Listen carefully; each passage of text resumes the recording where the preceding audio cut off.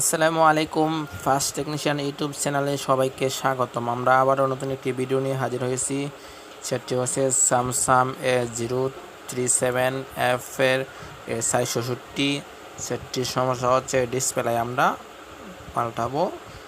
আগের ডিসপ্লেটা ভেঙে গেছে। আপনারা কীভাবে খুলবেন ডিসপ্লেটা, মোবাইলটা দেখেন আস্তে আস্তে। তারপরে স্ক্রিনারটা আগে খুলবেন, তারপরে যে নাটগুলি আছে সেটা খুলবেন, তারপরে মোবাইলের যে ডিসপ্লে লেবনগুলি আছে, লেবনগুলি খোলার আগে যে ব্যাটারির যে কানেকশনটা আছে সেটা আগে খুলবেন, তারপরে আস্তে আস্তে ডিসপ্লের লেবনগুলি খুলবেন।